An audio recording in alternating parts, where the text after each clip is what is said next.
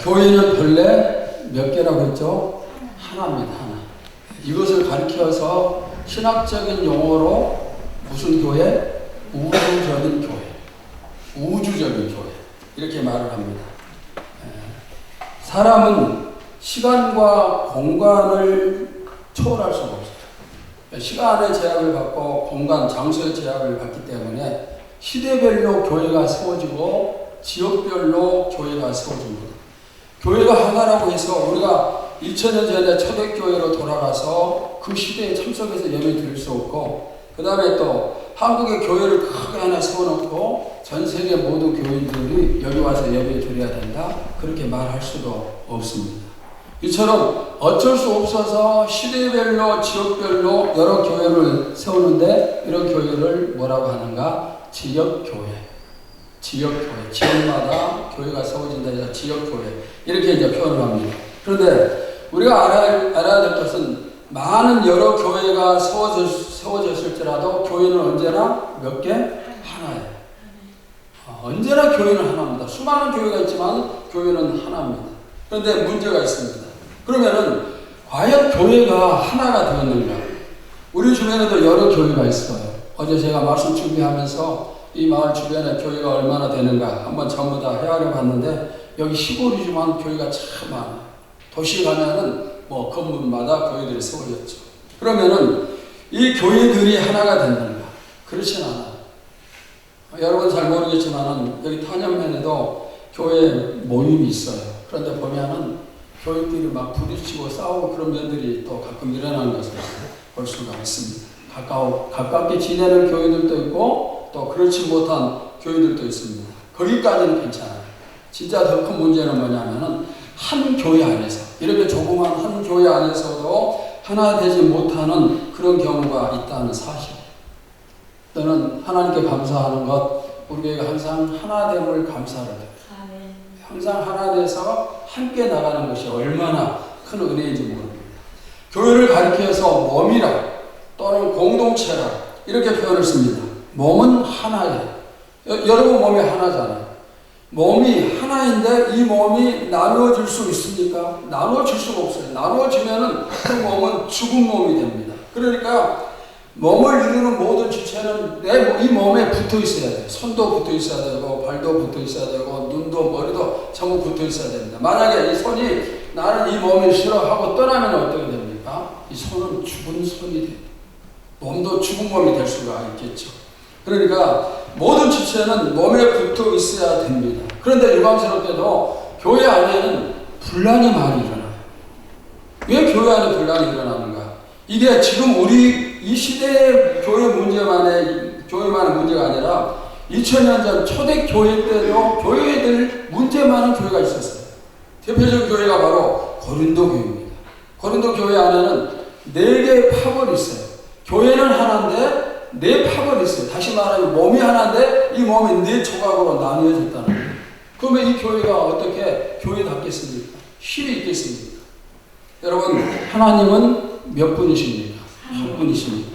그분은 우리 모두의 아버지가 되십니다. 나만의 아버지가 아닙니다. 그 다음에 성령도 한 분이십니다. 나만의 성령이 아니라 우리 모두의 성령이시고, 우리를 위해서 십자가 지신 예수님도 한 분이에요. 성부, 성자, 성령 한 분이십니다. 그러니까 이 하나님을 믿는 우리는 당연히 어때야 될까요? 하나가 되어야 됩니다. 그러면은 하나 되기 위해서 필요한 것이 무엇인가? 자, 오늘 본문 고린도전서 1장 10절 다시 봅시다. 시작. 형제들아, 내가 우리 주 예수 그리스도의 이름으로 너희를 구원하노니 모두가 같은 말을 하고 너희 가운데 분쟁이 없이 같은 마음과 같은 뜻으로 온전히 합하라. 여기 보면 3가지를 말씀하고 있죠. 첫째, 같은 말을 하는 것. 이것을 지난 시간에 살폈습니다. 그 다음에 2번째는 같은 마음을 가지는 것이고, 3번째는 같은 뜻을 가지는 것. 자, 오늘 살필 부분은 같은 뜻을 가지는 것입니다. 하나 되기 위해서 필요한 것은 우리 모두가 같은 뜻을 가지는 것. 교회는 각자의 뜻이 있어요. 성도들의 뜻이 있고 목사의 뜻이 있습니다. 그러면은 누구의 뜻을 따라야 되는가? 누구의 뜻을 따라야 될까요?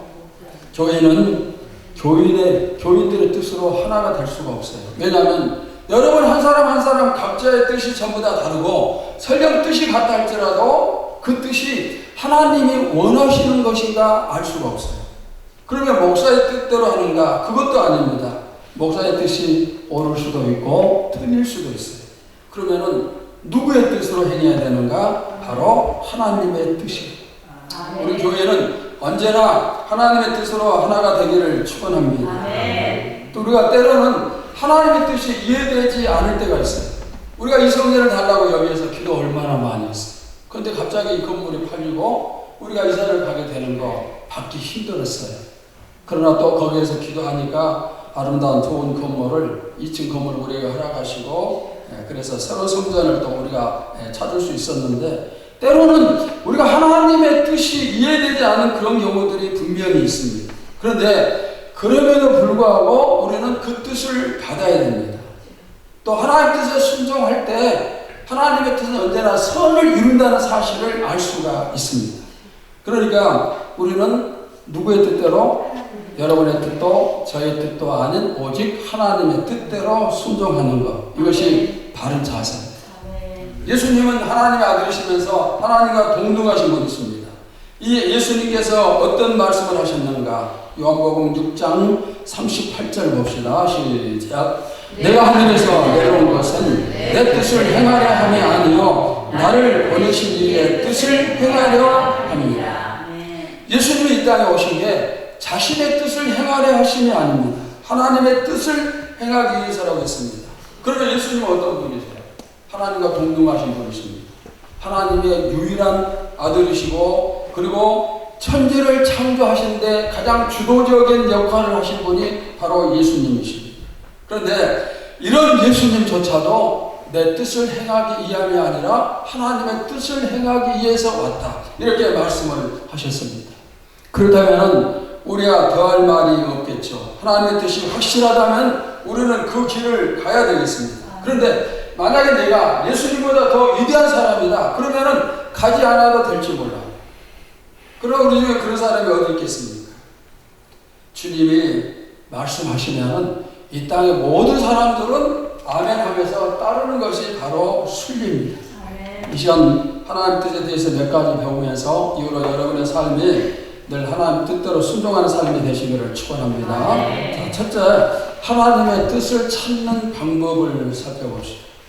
하나님 뜻에 순종하는 게 당연한데 그러면은 하나님의 뜻을 어떻게 찾아야 되는가? 알아야 순종하겠죠. 자, 두 가지 말씀을 드리겠습니다. 첫째는 성경 속에서 찾을 수가 있어요. 로마서 2장 18절 봅시다. 시작.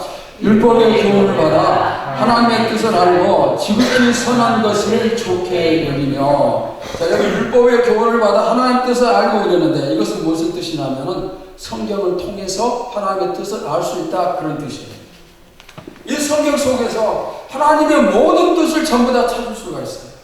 성경을 많이 알아야 됩니다. 또 말씀도 많이 드려야 됩니다. 왜? 하나님의 뜻을 찾기 위해서.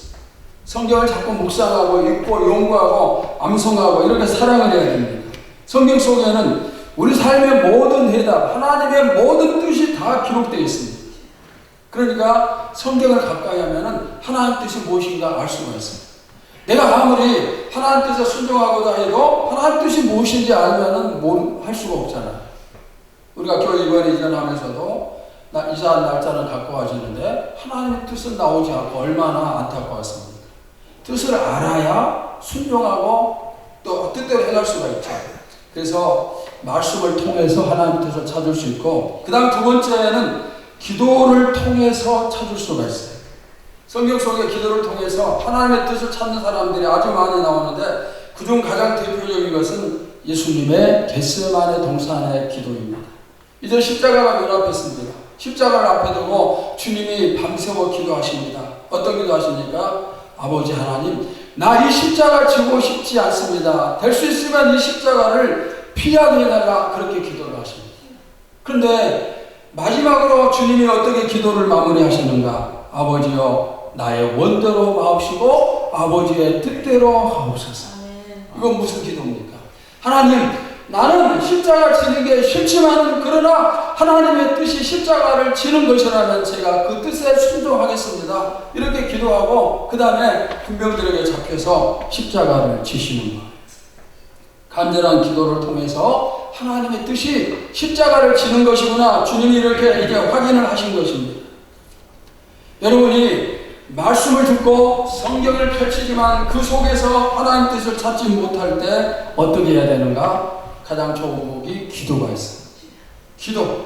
하나님은 반드시 기도에 응답하십니다. 그러니까 우리는 기도할 때 이렇게 해야 됩니다. 어떤 기도를 하는데 응답이 안 오면은 성경에 주님이 약속하신 말씀이 있어요. 응답에 대한 약속. 구하라 주실 것이요, 찾으라 찾을 것이요, 두드리라 열릴 것이라. 주님이 이렇게 응답 약속하셨기 때문에 나에게도 응답 주심을 믿습니다 하면서 기도하는 거. 이 응답의 약속들이 많아요. 그걸 붙잡고 기도하면은 우리가 더 힘있게 기도하고 응답을 분명히 받을 수가 있어요. 그런데 내가 이렇게 이런 믿음 가지고 기도하지만은 계속해서 기도하지만 응답이 오지 않을 경우에 어떻게 해야 되는가? 해답은 딱 하나예요. 뭘까요?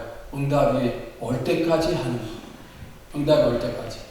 우리 교회 어떤 목사님이 시골에서 목회를 하다가 이제 도시로 올라왔는데 시골에서 목회를 하고 그러면은 이제 물이 없으니까 지하수를 파야 되잖아요. 그러면 이분은 땅을 파면 이제 파는 곳마다 물이 나온다는 거예요. 그래서 제가 물었어요. 목사님, 어떻게 목사님은 뭐 수백을 버는 뭐 그런 무슨 눈이 있습니까? 했더니 아니래요. 한번 지정해서 파면은 나올 때까지 판다는 거예요. 그냥 100m도 파고 더 이상도 파고 나올 때까지. 그러면 언젠가는 물이 나오지 않겠습니까? 우리가 기도할 때도 똑같아요.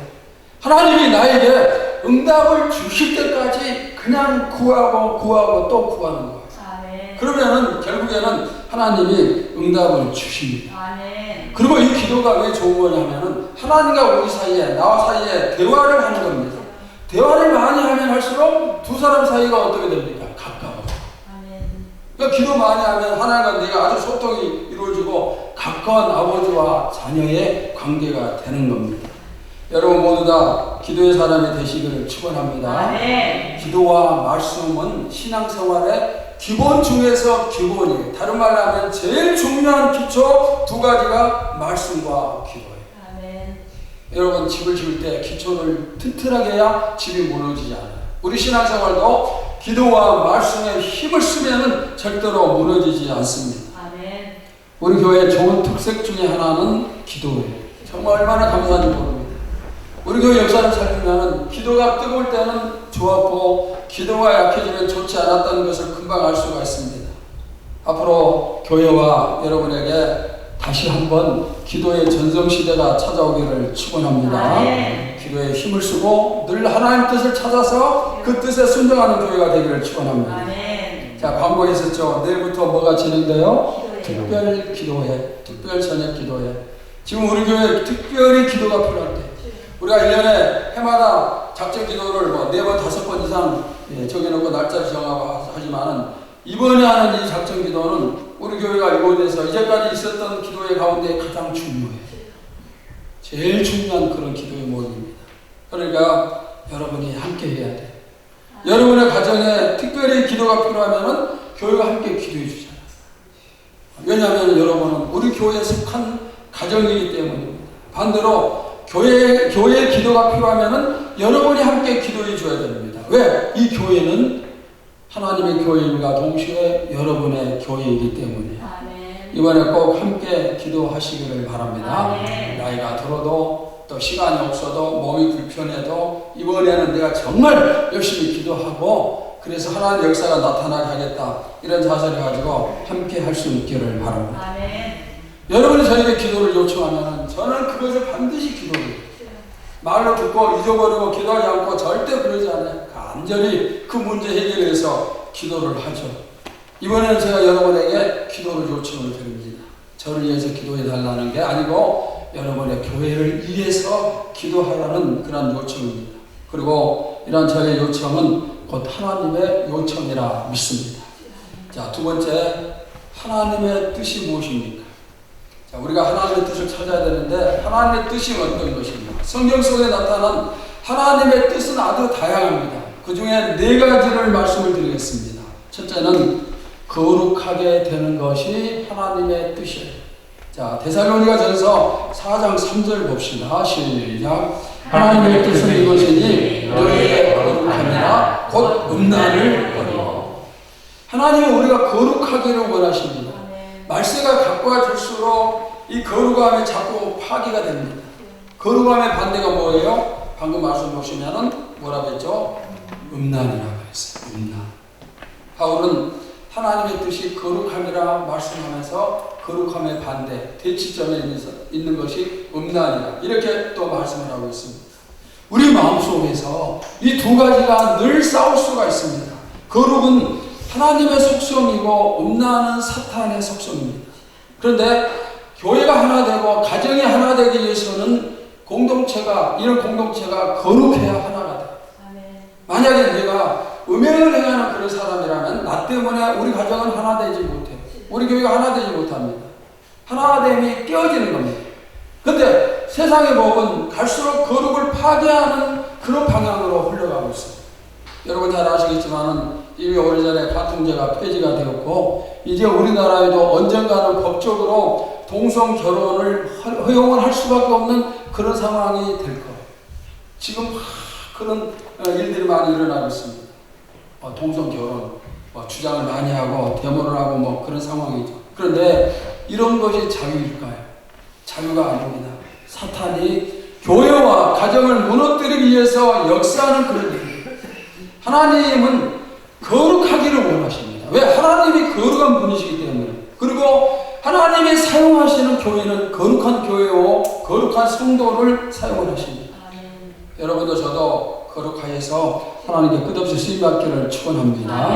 자, 그 다음에 두 번째는 선을 행하여 고난받는 것이 하나님의 뜻입니다. 베드로전서 3장 17절을 봅시다. 시작. 선을 행함으로 고난받는 것이 하나님의 뜻이신데 악을 행함으로 고난받는 것보다 나으니라. 자, 하나님의 뜻은 선을 행하는 것입니다. 그런데 우리가 선을 행할 때 뒤따라오는 것이 뭐냐? 고난이 따라오기가 쉬워. 왜? 세상은 악을 사랑하기 때문에. 그러니까 부딪히는 겁니다. 이 세상은 선의 편이 아니에요. 선한 사람 편들어주는 게 절대로 아니에요. 악한 사람을 편들어주고 힘 있는 사람, 권세 있는 사람, 돈 있는 사람을 편들어줍니다.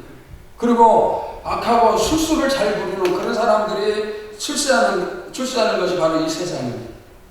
직장에서 이 사람들의 부정한 행위를 고발했다는 이유로 퇴직을 당하고 쫓겨나는 사람이 있습니다. 예수 믿기 때문에 술, 담배 하지 않는다는 것 때문에 따돌림을 당하고 불이익을 당하는 그런 경우가 있습니다. 그래서 그냥 적당하게 같이 어울리면서 술도 담배도 하고 타협을 하기도 하고 그렇지만 하나님의 뜻은 그게 아니고 뭐라고요? 손해보더라도 선을 해라. 아멘. 손해보더라도 선을 행하라. 주님 이렇게 말씀을 하십니다. 여러분, 우리는 오로지 하나님 편에만 서기를 소원합니다. 아멘. 다니엘의 모습을 보십시오. 그가 이제 기도하면은 사자굴 속에 들어갈 수밖에 없는 그런 법이 만들어졌습니다. 그러나 그는 하나님 편에 섰고 기도 있고 사자굴 속에 던져졌습니다. 다니엘의 세 친구가 마찬가지입니다. 우상 앞에 절하지 않으면 풀무 풀 속에 던져지는 그런 이제 일이 생겼습니다. 그러나 그들은 절하지 아니하고 풀무 풀 속에 들어갔습니다. 주기철 목사님 끝까지 하나님 편에 섰다가 순교를 당했습니다. 우리 교회가 어느 노예 소속입니까? 본래는 안주노예 소속인데 노예 소속 교회가 많아져서 노예가 둘로 나뉘었어요. 그래서 지금 우리 노예는 신안주노예입니다. 안주노예는 이 안주는 어떤 북한에 있는 지역인데 어떤 지역인가? 평양 북쪽에 있는 도시입니다. 그래서 평안도라는 말이 평양의 평자와 안주의 안자가 합해져서 평안도라는 이름이 생겼다. 이런 말을 제가 들었습니다. 제가 노예 순교자들을 한번 살펴봤습니다. 우리 안주노예 소속 목사님들이 얼마나 순교자가 많을까. 그때 보니까 22명의 순교자가 있었어요. 목사님들이 드러난 목사님들. 만약에 드러나지 않는 목사님들과 장로님들과 평신도들 순교자를 합한다면 훨씬 더 많은 순교자의 숫자가 있었을 것입니다. 우리 교회도 그러한 좋은 전통을 물려받기를 바랍니다. 신앙생활 하는 것 때문에 받는 고난 정말 힘들 수 있지만은 두려워할 필요 없어요. 왜? 주님 때문에 받는 고난은 주님이 지켜주십니다. 이기게 해주십니다. 다니엘의 세 친구가 어떻게 했습니까? 하나님이 우리를 풀무불 속에서 지켜주실 것입니다. 그러나 설령 그리 아니하신다 할지라도 우리는 우상 앞에 절하지 않고 불 속에 들어가겠습니다. 이 자세가 오늘 저와 여러분 자세가 되시기를 주님의 이름으로 축원합니다. 하나님이 지켜주시지만 그리 아니하실지라도 나는 그 선한 길, 하나님이 원하시는 길을 가겠습니다. 이 자세가 하나님이 정말 기뻐하시는 그런 자세예요. 자, 세 번째, 복음을 전하는 것, 즉 전도하는 것이 하나님의 뜻이에요. 하나님의 명령은 성경 앞에 수없이 많이 있죠. 그런데 전도는 성경에 기록된 모든 명령 중에서 가장 강력하고 가장 큰 명령이에요. 우리 교회가 받은 사명이 무엇입니까? 매주일마다 사도행전 프로젝트에서 기도하라 광고를 하죠. 사도행전 프로젝트가 우리가 받은 사명이고, 나라와 민족을 위해서 기도하는 것 사명이고, 그 다음에 우리 교회 네 가지 비전 가운데 하나도 사도행전적인 교회가 되는 것입니다.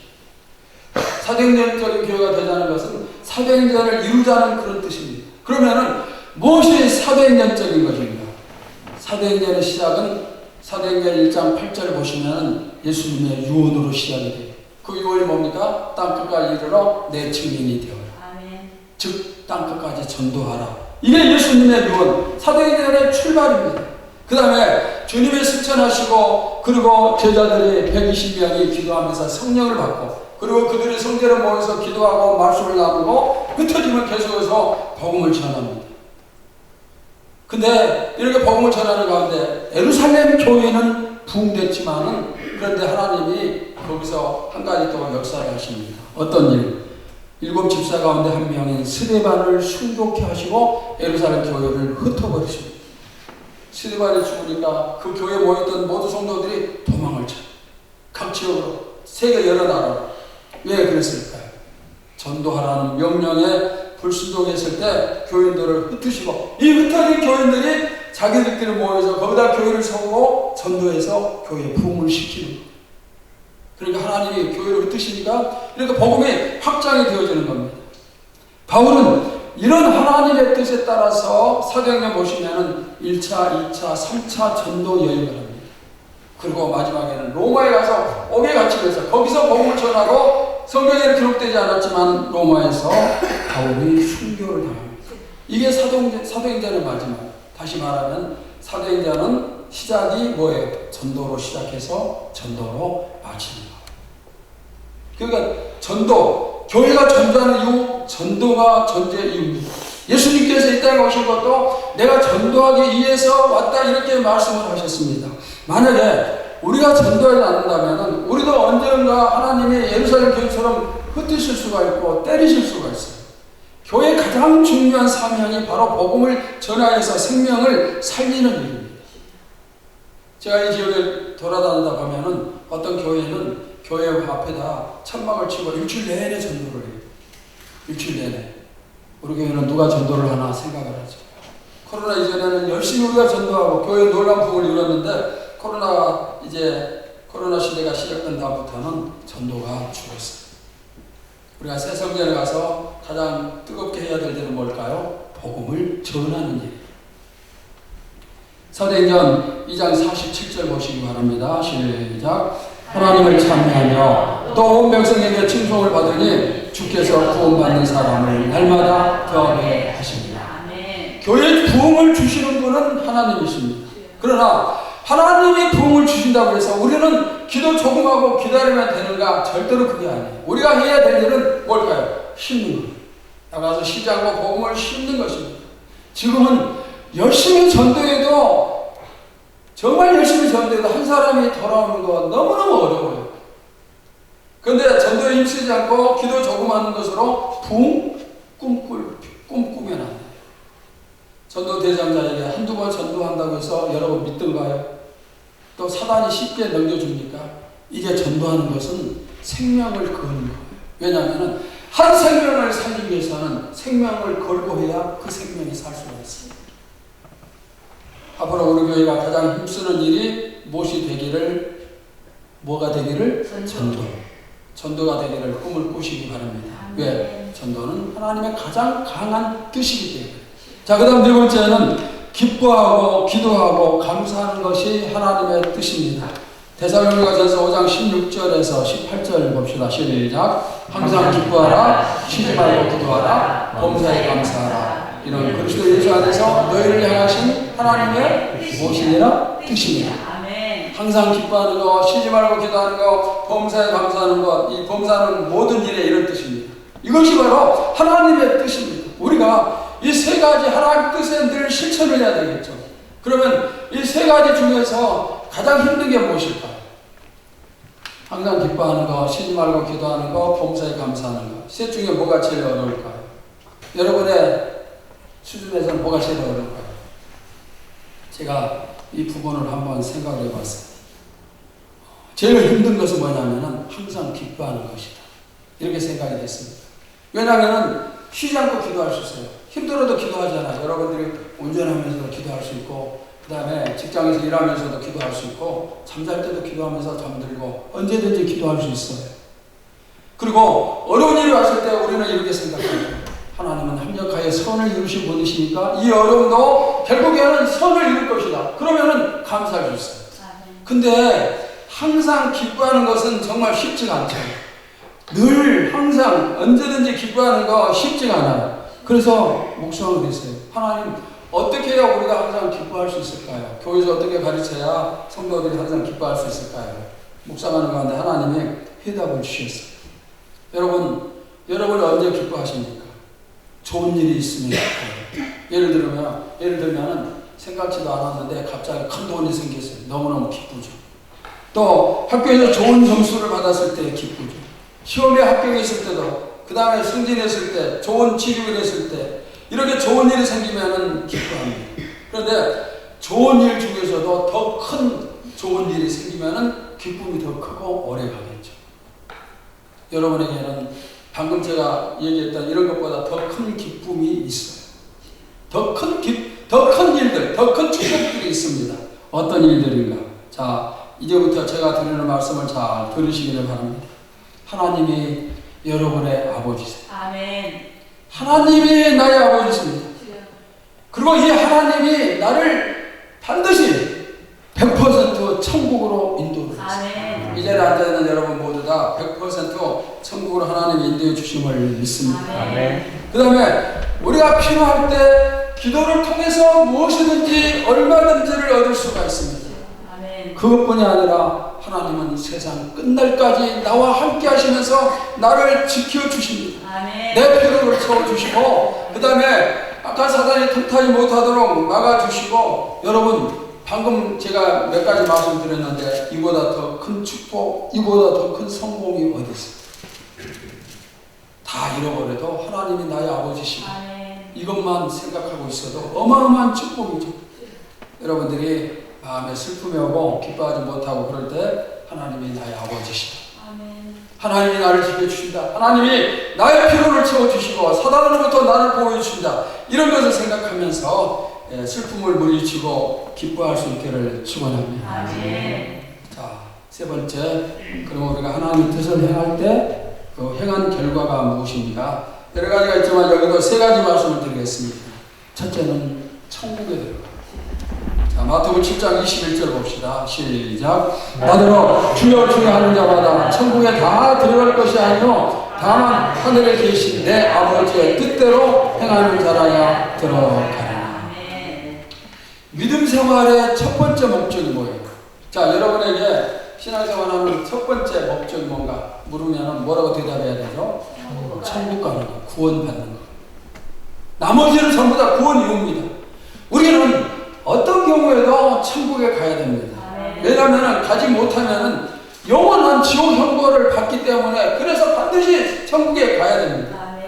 자, 이제 여러분들이 이 주인공이 한번 더 보시기 바랍니다. 여러분이 하루에 몇 천만 원 하는 호텔의 시트룸에서 평생을 생활합니다. 남에서부터 죽을 때까지 평생 몇 천만 원, 하루 숙박비 몇 천만 원짜리 호텔에서 생활을 합니다. 몸에 걸친 옷은 몇억 원이 되고 타고 다니는 차도 리무진에 미사일 공격을 받아도 끄떡없는 방탄차고, 외국에 갈 때는 항상 자가용 비행기를 이용을 하고 재산은 수백조 원이 되고 이 세상에서 가장 아름다운 부인, 가장 멋있는 남편을 두고 있고 사람들의 존경을 한 몸에 받으면서 살고 있어요. 여러분, 이보다 더 큰 성공은 없겠죠. 그런데 딱 한 가지, 만약에 내가 천국까지 못한다면 어떻게 될까? 가장 최고의 성공자지만 천국에 갈 수 없다. 그러면은 내가 90년, 100년은 이렇게 성공자로 살지만 그 이후에 영원한 지옥 형벌을 받으면서 산다면 어떻게 되겠어요? 여러분, 우리는 반드시 어디에 가야 되죠? 천국에 가야 됩니다. 그러기 위해서 방금 마태복음 7장 21절에 뭐라고 했죠? 내 아버지의 뜻대로 행하는 자라야 천국에 가리라. 하나님의 뜻대로 행하는 자. 여러분이 천국 백성임을 믿습니까? 그러면 뭐 해야 되죠? 하나님 뜻에 뭐 해야 되죠? 순종. 하나님 뜻을 따라야 됩니다. 순종하지 않으면서 내가 하나님 뜻대로 산다 이렇게 말할 수는 없습니다. 이제부터 저도 여러분도 지금보다 더 하나님의 뜻에 순종하기 위해서 애를 쓰고 노력할 수 있기를 바랍니다. 그래서 천국의 백성이 되고 천국의 축복을 마음껏 누리시기를 주의 이름으로 축원합니다. 자, 두 번째는 하나님의 가족이 돼요. 마가복음 3장 35절 봅시다. 시작. 누구든지 하나님의 뜻대로 하는 자는 내 형제여 자매여 모친이니라. 예수님이, 쉽게 얘기하면 예수님이 우리의 형이고 우리의 오빠가 되는 거예요. 형제 자매. 하나님의 아버지고 예수님과 우리는 형제 자매가 됩니다. 여러분, 왕의 권세가 얼마나 큰지 잘 알고 있죠. 왕 곁에 있는, 왕과 함께하는 가족들의 권세, 왕과 다른 바가 없어요. 가족은 아니지만 왕 곁에 있는 사람도 권세가 어마어마합니다. 그런데 하물며 하나님의 가족이에요. 하나님이 나의 아버지시고 내가 그분의 가족이라면, 예수님과 내 사이가 형제 자매의 관계라면 여러분, 이 축복이 어떤 것이에요? 우리는 하나님의 가족, 한 가족입니다. 왜? 하나님의 뜻대로 행하기 때문에. 여러분이 앞으로도 더욱 하나님 뜻대로 행하면서 이 가족의 권세를 더 크게 마음껏 누리시기를 축원합니다. 자, 세 번째, 원하는 것을 다 이루어 주십니다. 요한복음 9장 31절 봅시다. 시작. 하나님이 죄인을 듣지 아니하시고 경건하여 그의 뜻대로 행하는 자는 들으시는 줄을 우리가 아나이다. 이것은 뭐냐면 하나님의 뜻대로 행하는 자에게는 구하는 것, 원하는 것 전부 다 들어주신다는 그런 말씀입니다. 무엇이든지 원하는 것 이루어주십니다. 이것이 뜻대로 하는 자가 받는 축복이에요. 여러분, 복 받기를 원하시죠? 그러면 순종하시면 됩니다. 여러분, 자녀가 잘 되기를 원하십니까? 원하시나요? 부모가 순종하면 자식들 잘 되게끔 되어 있어요. 내가 순종의 씨앗을 뿌리면 내가 그것을 거두죠. 그런데 그 다음에 우리 자녀도 그것을 계속 거둬요. 예를 들면 여러분이 사과나무를 심었어요. 그러면은 내가 살아있는 동안 사과를 계속 따죠. 내가 죽으면은 우리의 자녀가 그 사과를 따는 거예요. 그러니까 부모가 심으면은 자녀일까지 계속되고, 반대로 부모가 하나님께 순종을 심지 않는다면은 자녀들이 받을 복도 없는 거예요. 우리 내 자신은 물론이고 우리의 자녀들을 위해서도 하나님의 뜻에 순종을 해야 돼요. 여러분이 이렇게 하면서 본인도 자녀들도 많은 복을 받는 가정들 되시기를 바랍니다. 자, 마지막으로 네 번째, 하나님의 뜻을 행하지 않으면 어떤 일이 생기는가? 딱 한 가지만 말씀드립니다. 누가복음 12장 47절입니다. 시작. 주인의 뜻을 알고도 일비치 아니하고 그 뜻대로 행치 아니한 종은 많이 맞을 것이요. 주님의 뜻대로 행하지 않으면 그 종은 많이 맞을 것이요. 다시 말하면 순종하지 않는 종에게 기다리는 것은 하나님의 몽둥이에요. 몽둥이, 매. 이 자리에도 단 한 사람이라도 하나님께 매 맞을 그런 사람이 있지 않을까 저는 두려워요. 그런 사람이 있으면 안 되겠죠. 우리가 매를 맞으면 안 됩니다. 그런데 그래도 감사한 것은 그 사람에게 직접 매를 때리지 않고 하나님이 지금 기다려 주시는 거예요. 기다려 주실 때 빨리 돌아가는 거죠. 빨리 순종하고 그러면 매가 없어지겠죠. 여러분 한 사람도 여러분 모두 다 몽둥이 기다리는 사람 없겠지만 혹시라도 그런 생각이 든다면 빨리 돌이켜서 이 매를 피할 수 있기를 바랍니다. 하나님이 매를 드시면 항복하지 않고 견딜 수 있는 사람은 아무도 없어요. 여러분, 하나님의 고집은 어떤 고집이에요? 하나밖에 없는 아들을 죽이는 고집이에요. 근데 우리가 하나님과 대항해서 고집 피운다고 했을 때 여러분도 여러분 자녀들을 죽일 수 있어요? 우리는 못하잖아요. 하나님은 아들을 죽이겠어요. 그게 하나님의 고집이고, 우리는 아무리 고집 피워도 우리 사실 죽일 수 없어요. 그러니까 양쪽에 대립하면은 항상 하나님이 이기셔요. 그래서 하나님 앞에 대항하지 말고 지혜로운 사람은 빨리 항복해요. 빨리 항복하고 하나님 뜻에 순종하고, 이렇게 했을 때 우리가 매 맞지 않고 복을 받게 됨을 믿습니다. 말씀을 마치겠습니다. 사랑하는 성도 여러분, 우리의 가정이 하나 되고 교회가 하나 되기를 소원합니다. 그러기 위해서는 어떻게? 하나님의 뜻으로 똘똘 뭉쳐서 하나가 될 때 그게 가능하다 했습니다. 우리가 하나님 뜻으로 하나가 되어서 이 세상에서 가장 힘있는 가정의 공동체, 교회 공동체를 이룰 수 있기를 주님의 이름으로 축원합니다. 하나님 감사합니다. 우리가 하나 되기 위해서 하나님의 뜻으로 힘을 합쳤을 때 하나가 된다고 했습니다.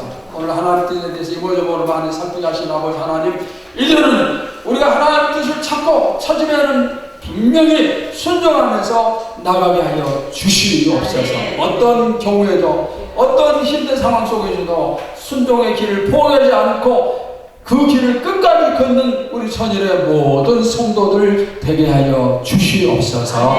예수님의 이름으로 기도하옵나이다. 아멘.